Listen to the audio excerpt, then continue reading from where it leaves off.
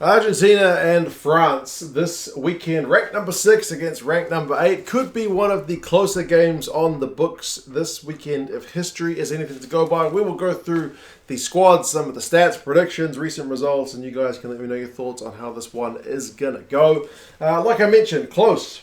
Tends to be pretty close. Their world rankings are close. The most recent result was 23-21 at the Rugby World Cup a couple of years ago. Over the last 5, it's close, with Argentina having 2 wins, France having 3. However, if you're looking at the way the sides are tracking, the 3 most recent wins are all to France, albeit none of those under kind of Fabien Galtier. Since he's taken over, they have not played. So this is the first match of the Galtier era. But the average score over the last 5 games, 22-16 to France. So yeah, pretty close stuff.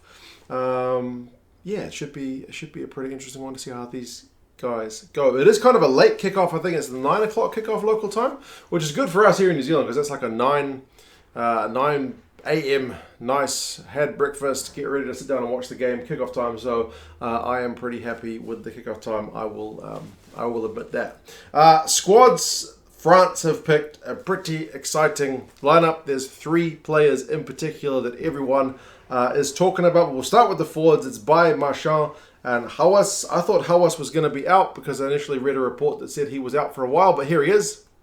He's back, so that's good news for him. It's a pretty strong-looking front row, and they'll be looking to turn the screws on the Argentinians at scrum time.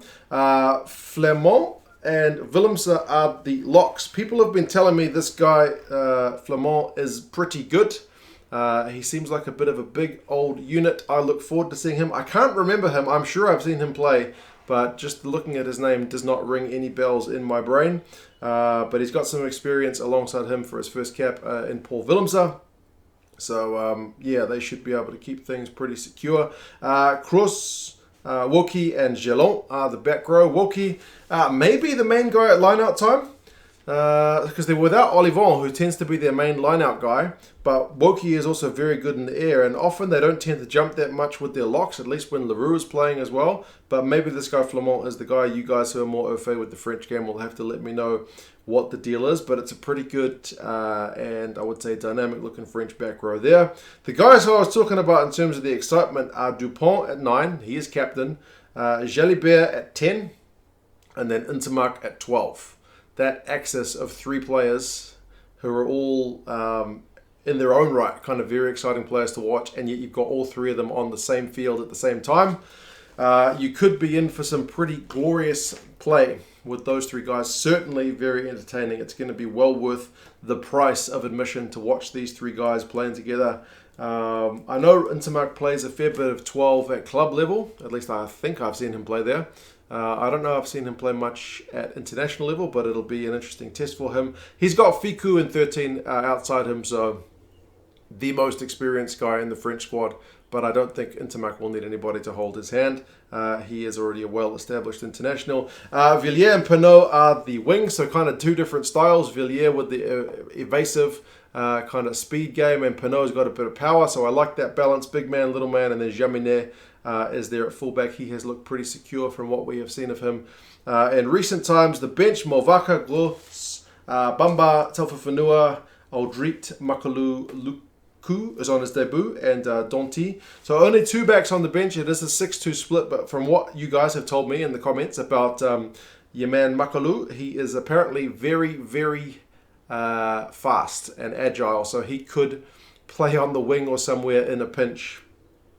Fingers crossed I don't need him. Bamba, I hope he gets some good minutes because I know at scrum time he can be absolutely devastating as well. Donti in himself is a very big individual, so I would imagine the Argentinian guys are hoping he doesn't get too many minutes.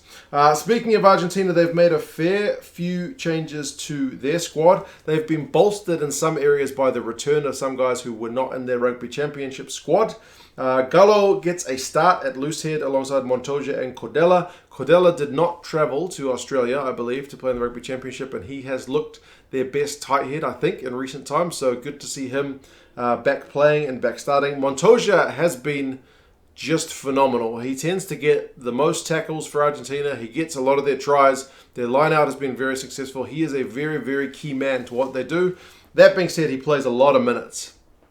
And it would be nice to see the reserves, in this case it's Bosch, get a crack, but it's hard to replace the captain when he is playing as well he is. Carlo is only on his second cap in this game, but he's already scored 2 against the All Blacks, so that's not a bad way to introduce yourself to international rugby. Petty and Lavanini is a very strong looking locking duo. You got your skills guy and your power guy in those two, and then Crema is essentially a third lock, but playing on the back row at number 7.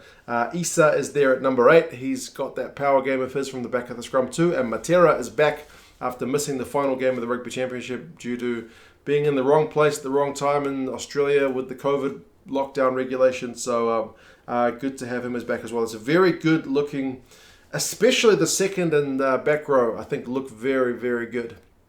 But they haven't been able to get the results in recent times. So yeah, fingers crossed for them. They can show us a bit more of what they're capable of. Kubeli is back, which is also good news. He missed part of the Rugby Championship with injury, but Carreras is having to play 10. He did play 10 the back end of the Rugby Championship because Sanchez picked up an injury. Sanchez apparently has a slight shoulder issue, so he's on the bench, not starting. But I would imagine he probably would have started if he had been 100% fit.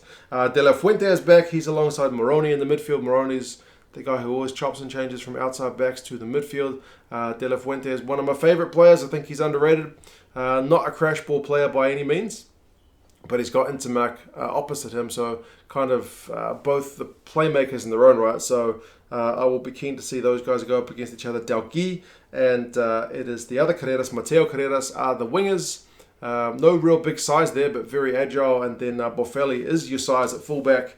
Malia, remember, is not in the squad because he's injured, I think. So yeah, Boffelli's good under the high ball. He'll probably do the goal kicking instead of Santiago Carreras. So goal kicking has not been one area of Argentina's strength in recent times, but again, Sanchez has been out for quite some time. Interestingly, both these sides are quite happy to play without the ball, although maybe Argentina are a little bit less so by choice when they're playing in the Rugby Championship. They've not had a lot of possession. They've been having to do a lot of defending. Lineouts looked okay. Scrums looked okay, but not phenomenal. France, with their offload game, are a handful to manage. They're quite happy to play without the ball because they can definitely hit teams on the counter-attack, setting up those seemingly unbelievable plays, like I mentioned, with guys like Dupont and so on.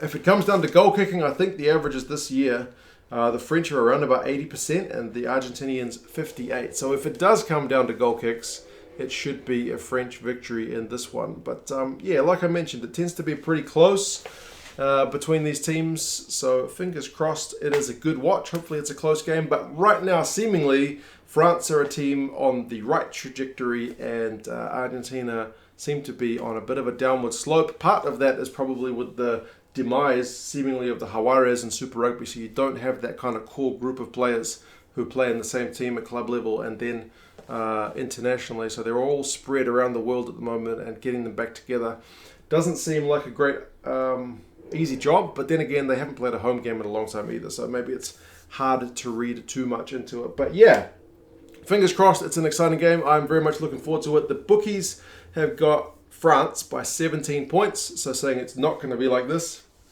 And the Rugby Forecast algorithm says by 14 points also to France. If you are in the USA, the game is on Flow Rugby, along with all the previous games I mentioned on the same day. But yeah, you guys let me know your thoughts. If you want to do Flow Rugby thing in the States, link in the description. But otherwise, yeah, I will talk to you guys again soon. See you later.